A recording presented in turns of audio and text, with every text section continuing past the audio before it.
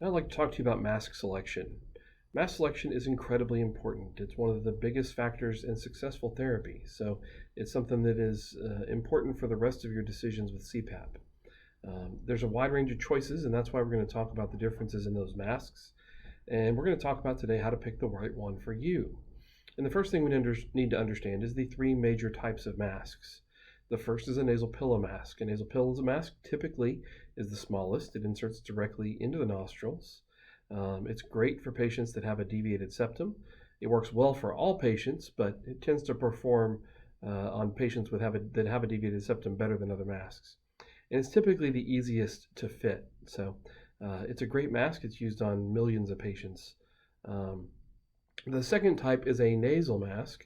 It's the easiest of the nasal interfaces to exhale against, which makes it easier to comply with. It's slightly more difficult to fit, however, because it does fit against the face rather than fitting in the nostrils. So it doesn't have anything as a guide that holds it in place or an anchor to hold it in place like the nasal pillow mask does. It typically has more involved headgear, but not always. It just depends upon the one that you select. And then the last type of mask is the full face mask. By far the largest of the CPAP masks. It has the highest leak opportunity of all masks on the market. That's because it seals across a large area of your face. So we're sealing across a big area covering the nose and the mouth. And for patients with facial hair, it makes it more difficult to seal than some of the other masks. Some patients, however, will only be able to use this mask. So that's why it's important to have. So how do we pick the right one for you? The first thing you need to understand is the major differences between them. So the nasals or nasal pillows are typically regarded as the gold standard in therapy.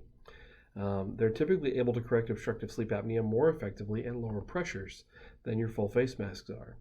They have the smallest opportunity for leak, so they're going to be the easiest to use on a consistent basis, and they do require a little more practice to breathe against because you're only using your nose for exhalation. And some people aren't used to that. The full face mask, on the other hand, is incredibly common. It's promoted heavily by manufacturers. It's the more expensive of the masks. It's often the one that you see on TV shows when they show CPAP on TV shows, especially if it's a comedy show, because they want you to laugh at what the CPAP mask looks like, and so it's commonly seen on TV. It's the mask used to sell against CPAP. So if you have a therapy for obstructive sleep apnea and you want to promote that therapy, it's the mask that you're going to use because it's the biggest and the clunkiest and the kind of the poster child for why CPAP doesn't work for some people. It has the most leak opportunities. Once again, we're sealing around a very large surface area, so it has a very big opportunity to leak compared to the other masks. However, it is great for people that can't tolerate nasal therapy, and there are people out there that just can't do it, and that's fine. That's why we have options. So what I want to talk to you about now is the three tests that will help, which some are good and some are bad, but the tests that people use to figure out which mask is right for them. The number one test that I've seen in my career is the referral test. You know, Uncle Bob or Cousin Joe uses this mask, and they said they love it, and it's the greatest mask ever. In my opinion, this is an awful test. Number one, you are not Uncle Bob or Cousin Joe. You're a totally different person. And the second reason it's awful is they've probably only ever used one mask, maybe two, maybe three at the most. So it's not really a good test to figure out which mask is the right mask for you. The second test that we commonly see is the sleep breathing test without CPAP. And what they'll do is they'll have their bed partner tell them, you know, how do they breathe while they're asleep? And of course, they have sleep apnea, so they're choking all night.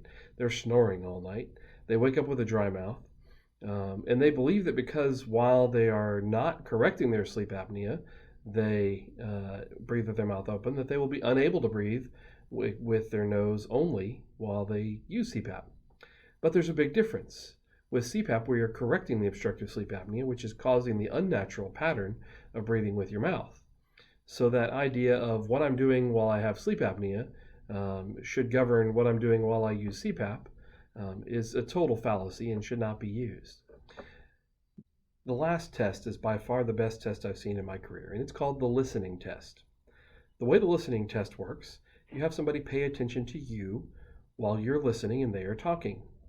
And what they're looking for is, are you breathing with your nose? Are you breathing with your mouth? Or are you kind of doing a combination of the two?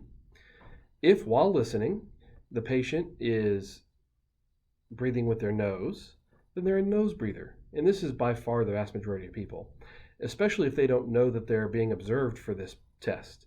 When we have patients come into the office, my staff is trained to pay attention to what is the patient breathing with while we are talking to them.